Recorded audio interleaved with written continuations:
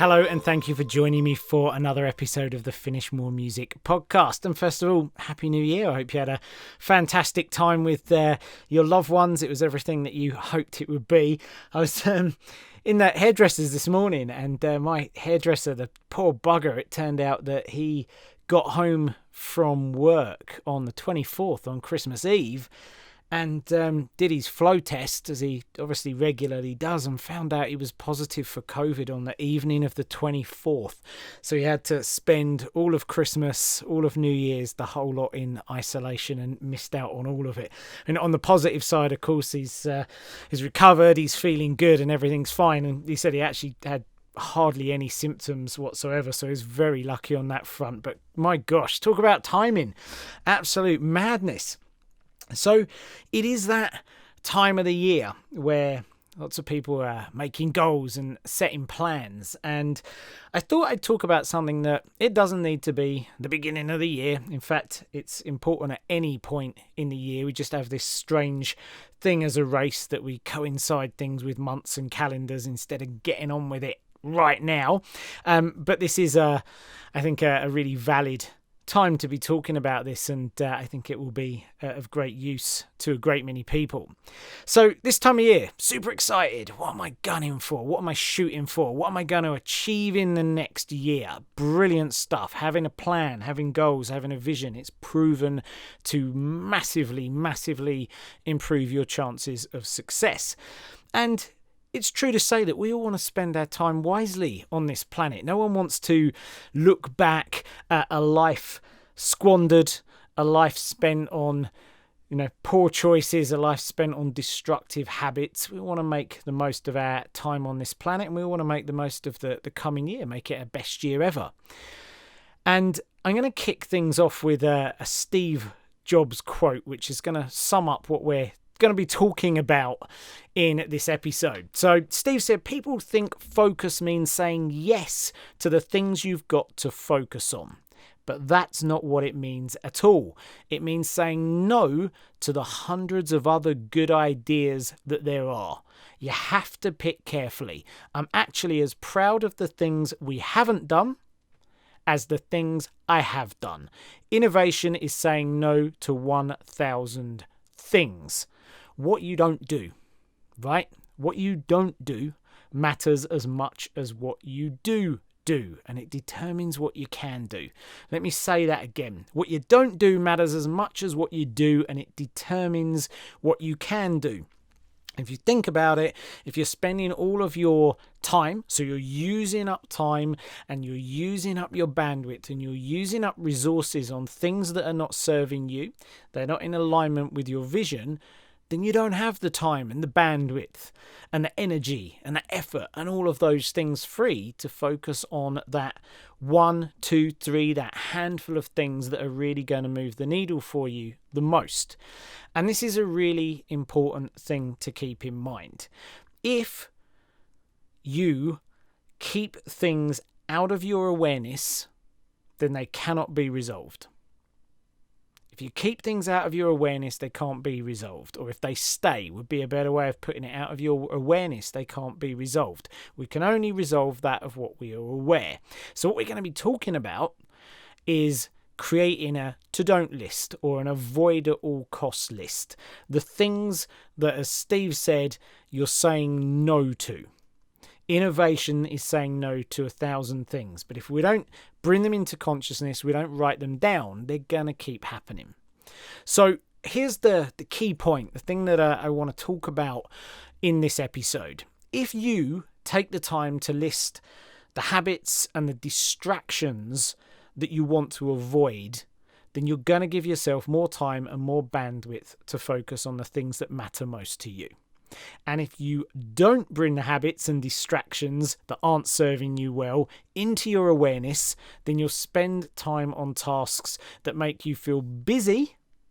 They make you feel busy, but they are not productive for you and for you to move towards your version of success. So This falls really nicely into a concept that I talk about quite a lot on the show, which is the Pareto Principle, this 80-20 idea. So the Pareto Principle states that for a great many outcomes, 80% of consequences come from 20% of causes.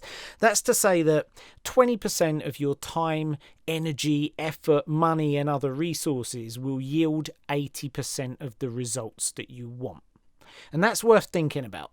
And you can 80-20 the 80-20 and get a 464. 4% of the time, energy, effort, money, and resources that you put into something will yield 64% of the outcomes. And that's the deal. And maybe you can relate to this. You find yourself, just by way of habit and by not being focused and by not having things in awareness, if you always do what you always did, you'll always get what you always got. Keep doing things that are maybe the 80% that only give you 20% of the results. Or worse still, maybe it's shiny object syndrome and you keep context switching. So you go, right, well, I'm just going to, let's keep this focused on music for this example. I've seen that new synth. I'm just going to buy that thing. So that takes your attention away from what was moving you towards your vision. And then there's the new compressor and you go and do that thing. And then, there's this masterclass from this guy or girl over here. And that's on got 90 squillion% off, 99.99% off. So I'll have that and I'll start watching that. And God, that genre's quite interesting for me. So I'm going to go over there and I'm going to start that thing. So what's happening now is a complete standstill. It's not even focusing on 80% that's getting 20% of the results. It's literally the old sort of adage, try and catch two rabbits at once and you'll catch neither. It's literally ended up empty-handed and potentially even worse because maybe you regress. Maybe you'd gotten so far along the path towards your vision and you distract yourself for so long that now you've gotten confused, you're not sure where you're going and you've forgotten a bunch of the things that you learned. Maybe even, haven't reached out to some contacts for some time and kind of gotten forgot or get left behind your peer group. All of these things are entirely possible if we're operating with this shiny object syndrome, and it's that the other metaphor that I love for this is this idea of the magnifying glass. If we hold it still in the right place, i.e. in the sun, it concentrates the powers of the sun and you know what it does, right? It starts a fire, it burns things, lethal stuff going on there. But if we're focused on a whole bunch of other things and maybe we're not even conscious we're doing it or it just we're going through life like a zombie, it's like flitting that magnifying glass around and potentially even flitting it around indoors. Utterly useless. But if we don't bring this stuff into awareness, we can't resolve it. We'll always do what we always did and we'll always get what we always got. And then it is going to be sitting down at the beginning of the next year going, oh, God, this year it's going to be different. This year it's going to be different. So this is one of the most powerful tools that you can use. So simple, but so powerful. And the inverse of the to-do list, which of course is important. Knowing where we're going and what we want to do is important. What I'm saying here and what I'm arguing for, if you like, is that the not to-do list or the avoid at all cost list is just as important. People think, let's go back. I just want to say this again because I think it's so powerful. People think focus means saying yes to the thing you've got to focus on. That's not what it means at all. It means saying no to the 100 other good ideas that there are. Because we can so easily dilute our focus and get nowhere near the outcome and the results that we wanted to get. So the key to mastering productivity, as it turns out, is to figure out how to do less, not more. Busy people are lazy people. I think it was Tim Ferriss who said that. People who are maybe avoiding or unconsciously avoiding the stuff that moves the needle, because often it's the stuff that brings up the fear. It's the, oh God, you know how it is when something's important. You kind of shuffle around trying to avoid it, not eating the frog, right? But one way of doing that is be busy and tidy my desk. I'll do this thing. I'll look over here. I'll look at that gear review. I'll do all of this stuff. And these are the very things that if we put them on the to-do list, we end up doing less, not more, and getting our results. We end up just doing the 20%, just 20%.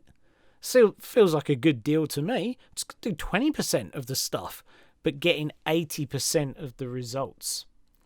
So the not to do list, the to don't list, the avoid at all cost list, whatever one resonates with you, like go with what feels good to you. It's always important, right?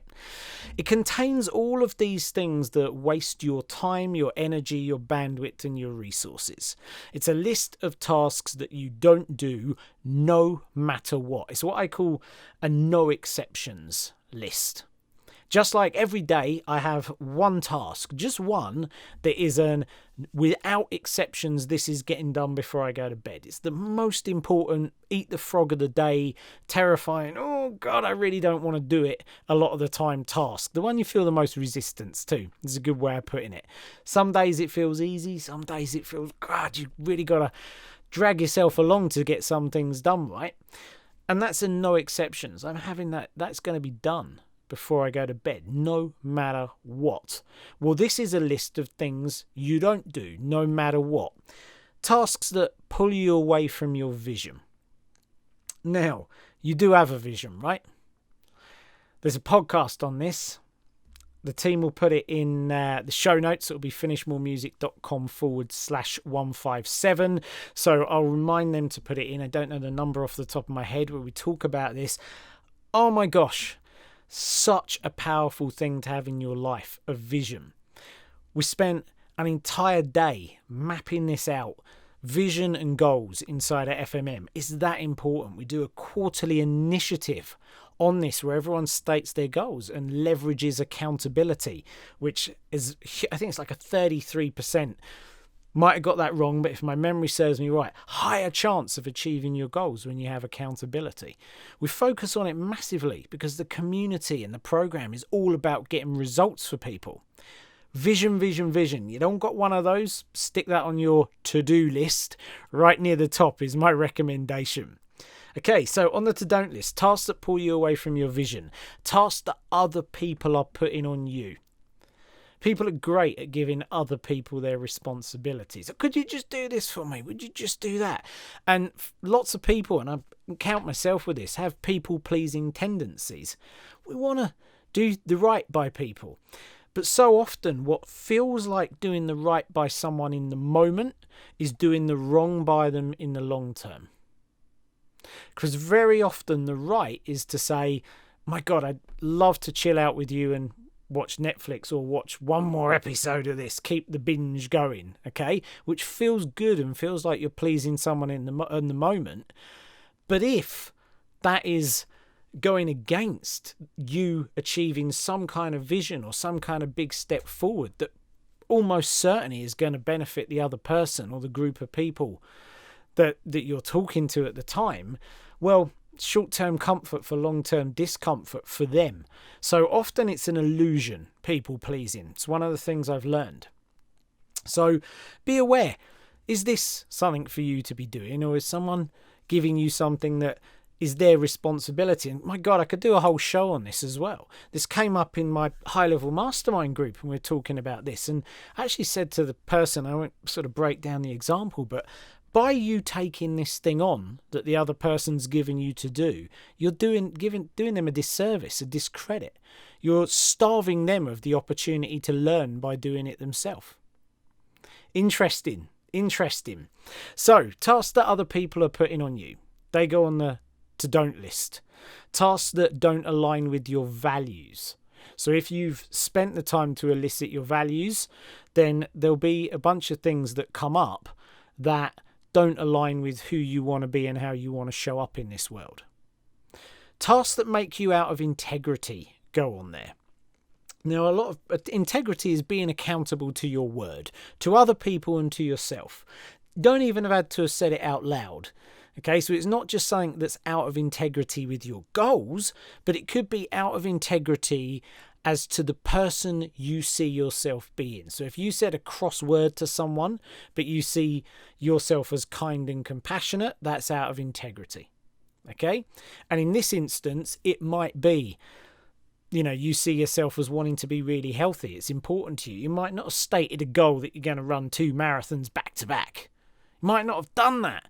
But inherent in you is the desire to be healthy. So if you spend 3 days just scoffing down food that makes you feel rubbish, then it's not aligning with your values. Those kind of things that go on the to don't list. Okay? Tasks that you can delegate. Now, let me be clear on this. This isn't a palming stuff off that you're responsible for. This is simply a case of, you know what?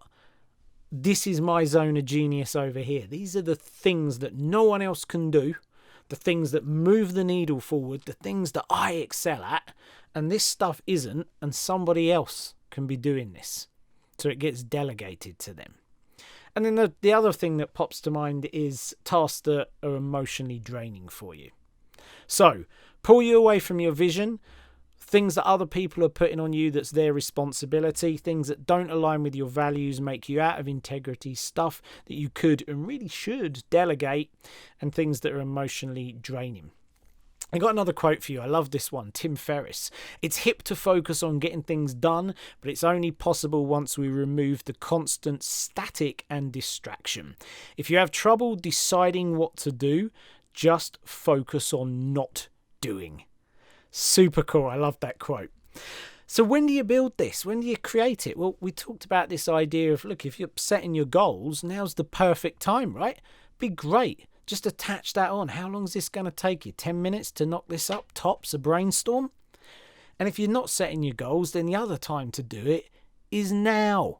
Like right now. The minute that you finish this episode, crack on with it. Now here's the mad thing.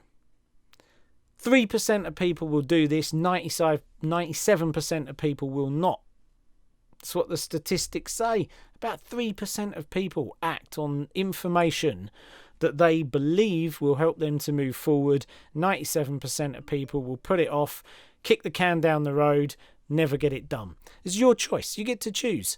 You're going to be in the 97% of people who are the people who incidentally don't succeed, or you're going to be in the 3% of people. What a slim bracket that is, right?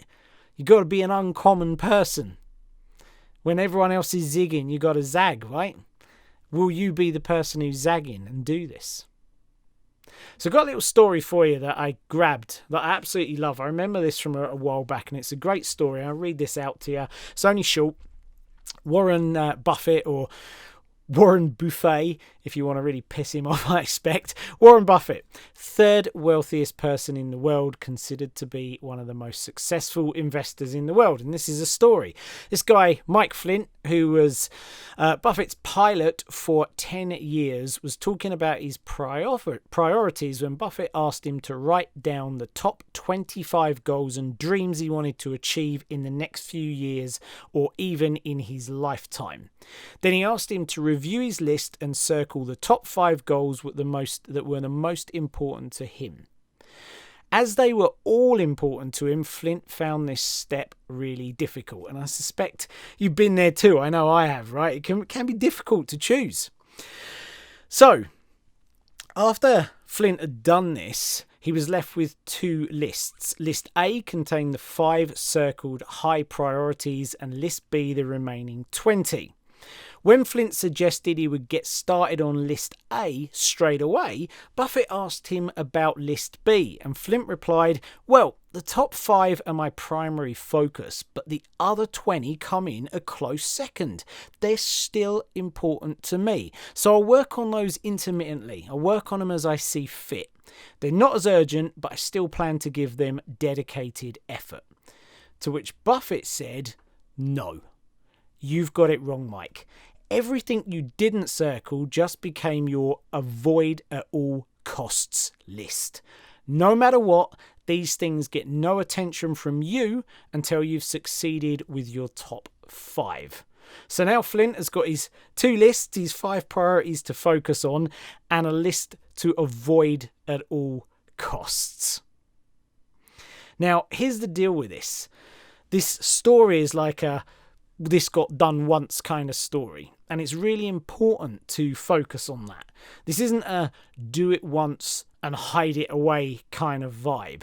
Okay? Because we might surface it in awareness, but if we don't focus on it, we don't keep it in awareness, a lot of those things are going to drift away.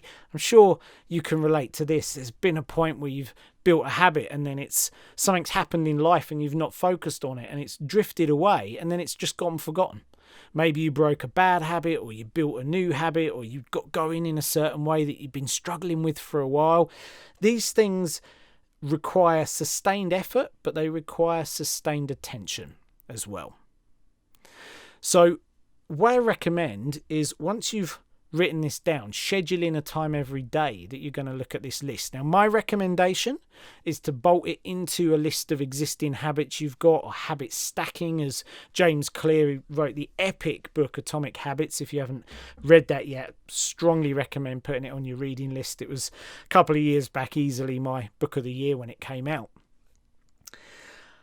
Morning routine for me is where I put this. My morning routine, episode 103, you can hear about how I've built that, and it's been an absolute life changer for me. This sits in that morning routine. It literally is a couple of minutes to look down that list and just keep it surfaced in awareness. Hang on, maybe I got caught out with that yesterday when I wasn't focusing on it. I'm going to be mindful of this. Actually, you know what? I think this might come up today. So how am I going to plan to avoid that today? Maybe it's something that someone puts on you and you might simply be saying, what is my response that is respectful but firm? If someone tries to give this, how do I say no? Got a podcast on saying no as well. It's a bit of work for the team here. They're going to love me as I'm remembering these, but I can't remember the numbers. So I'll get that pinged in for you as well. So show notes, finishmoremusic.com/157. So let's wrap this up. Summary of what we've talked about here. If you list down the habits and distractions you want to avoid, then you will give yourself more time, more bandwidth, more resources to focus on the things that matter most to you, those things that are going to get you to your version of success. If you don't, bring the habits and distractions that aren't serving you well into your consciousness, into your awareness, then you will, by default, if you always do what you always did, you'll always get what you always got. By default, you'll spend time doing things that make you feel busy, or that just emotionally drain you, or that you know deep down you're wasting time on. And they're things that are not productive. They're things that are in your way. And it's one of those choices. You know, it's one of those things that makes the difference between standing at the end of this year and looking back on a positive year and something you're lit up about and making progress, or just same old, Groundhog Day again and again and again. So I hope you found that useful. I hope it's something that you're going to give it a shot. Your choice, as always. Give it a try. See how you get on. What do you got to lose, right? Let me know what's on your to-don't list. The top 3 things on your to-don't list. I'd love to hear from you. At I am Keith Mills on Instagram.